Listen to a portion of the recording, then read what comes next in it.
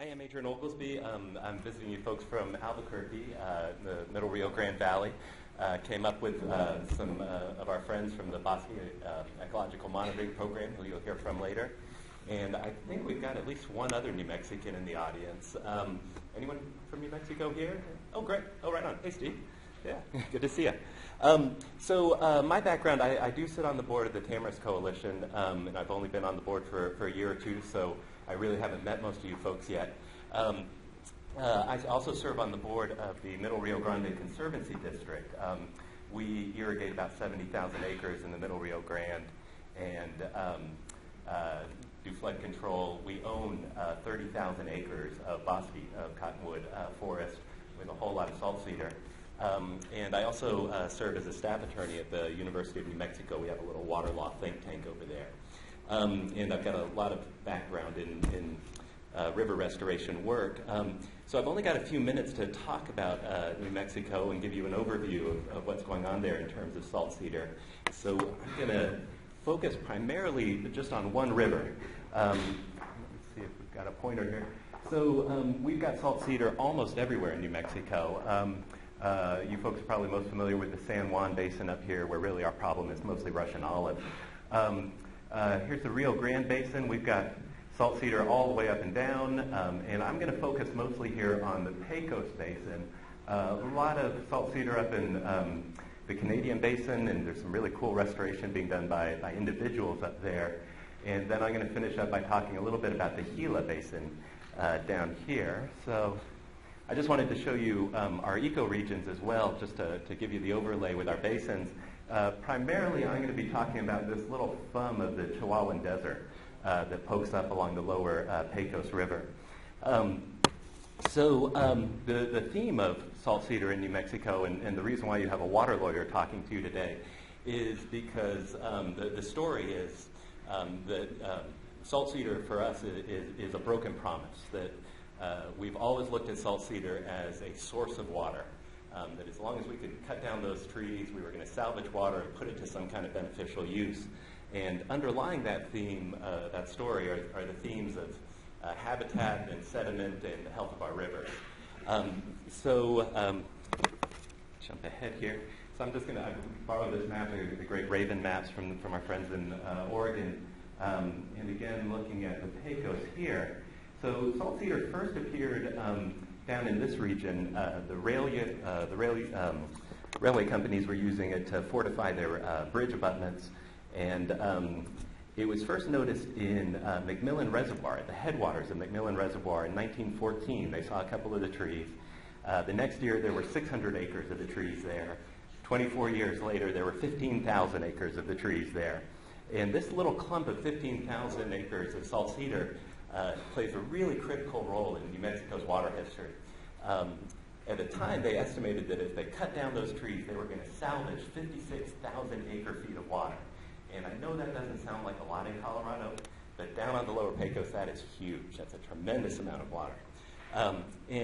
So everyone's dreaming that we're just going to start cutting this stuff down. The water is going to appear magically.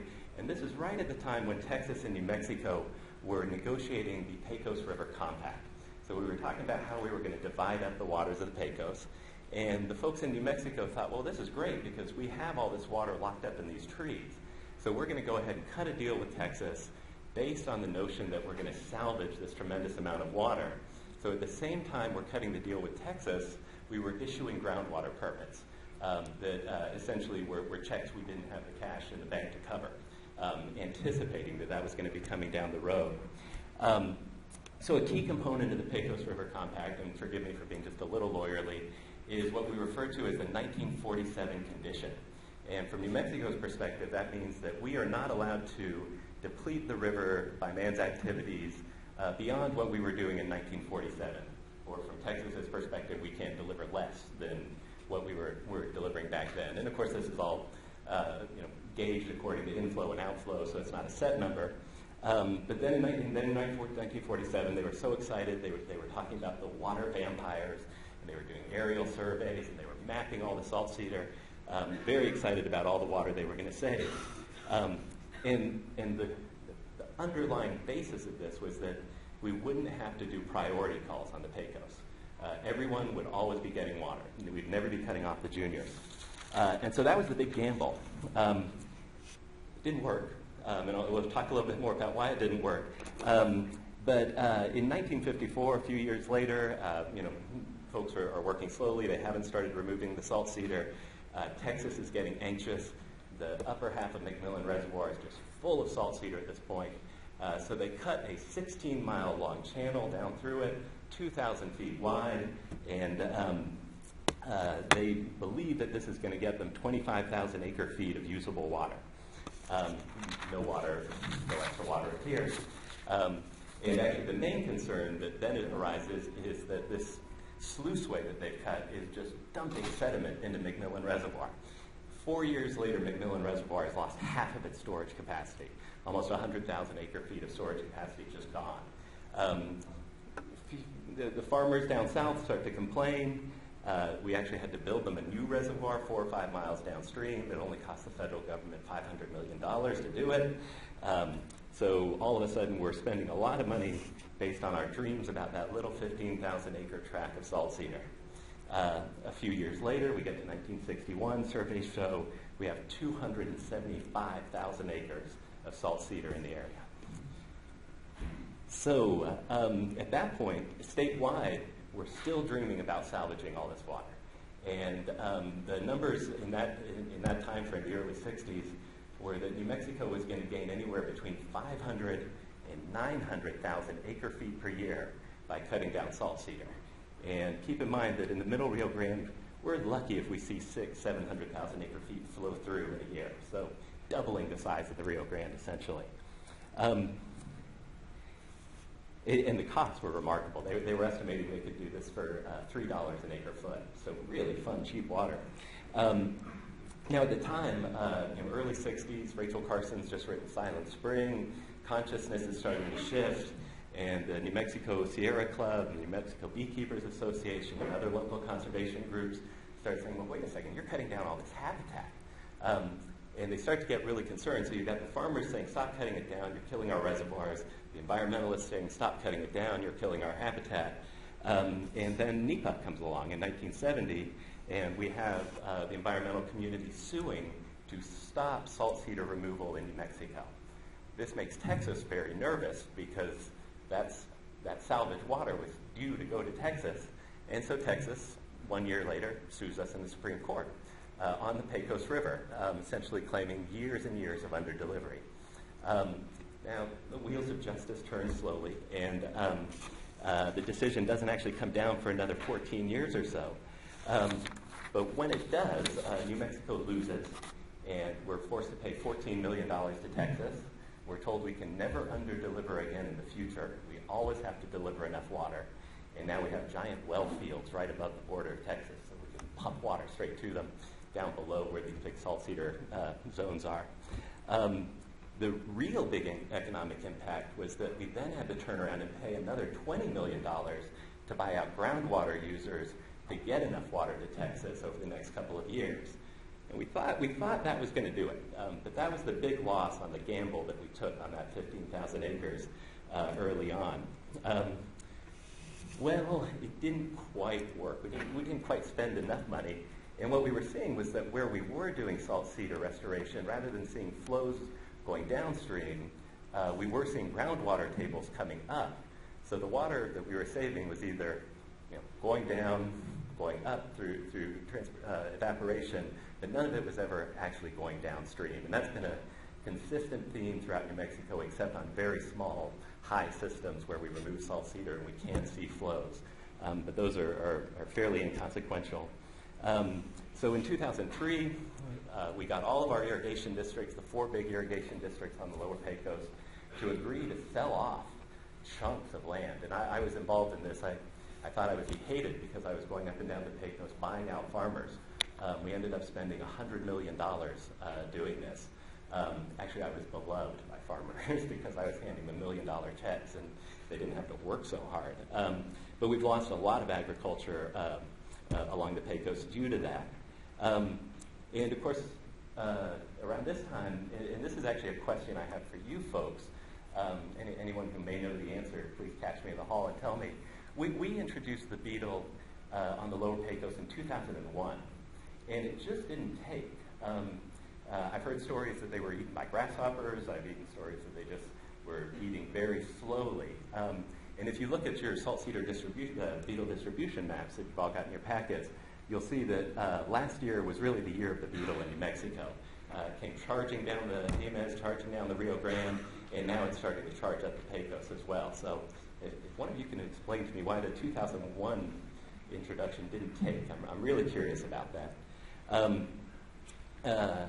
Just to give you a brief taste, I don't have time to tell you about all the salt cedar restoration projects that we've done in New Mexico. There are hundreds and hundreds of them.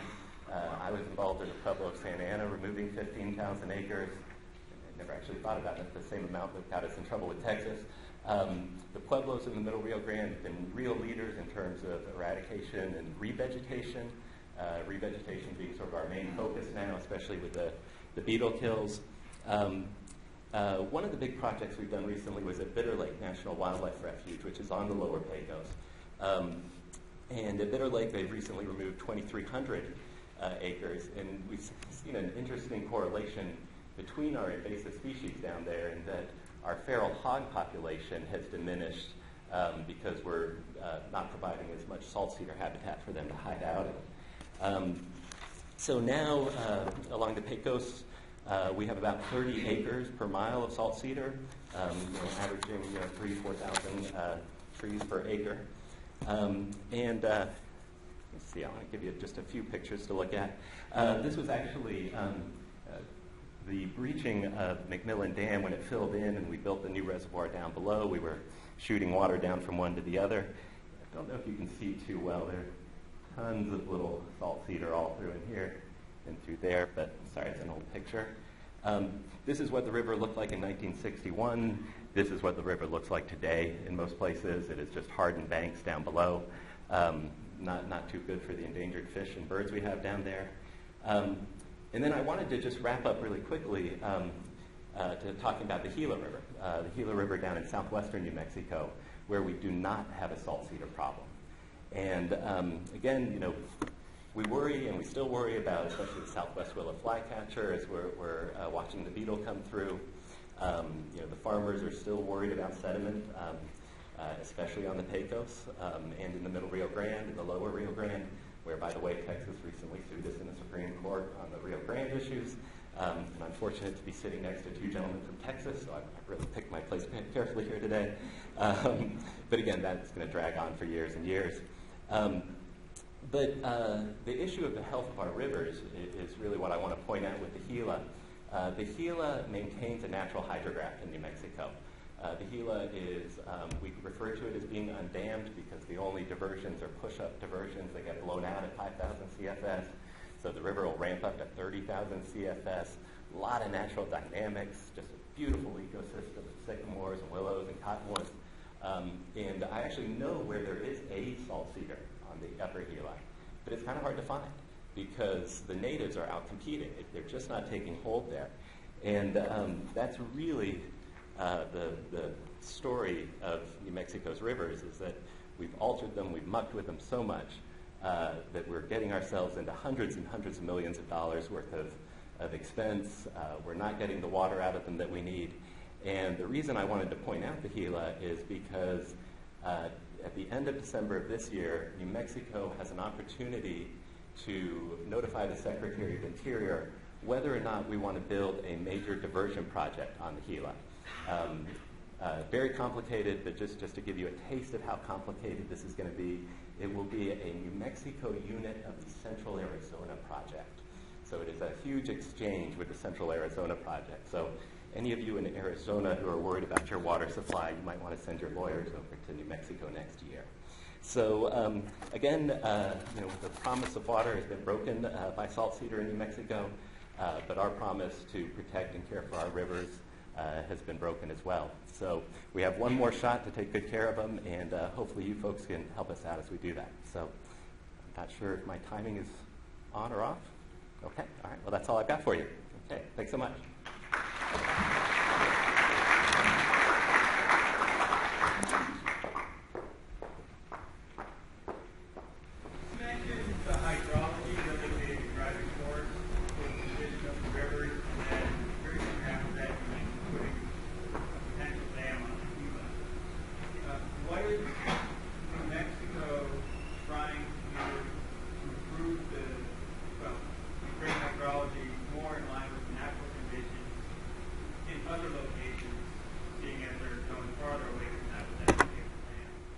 sure. No, that's a great question.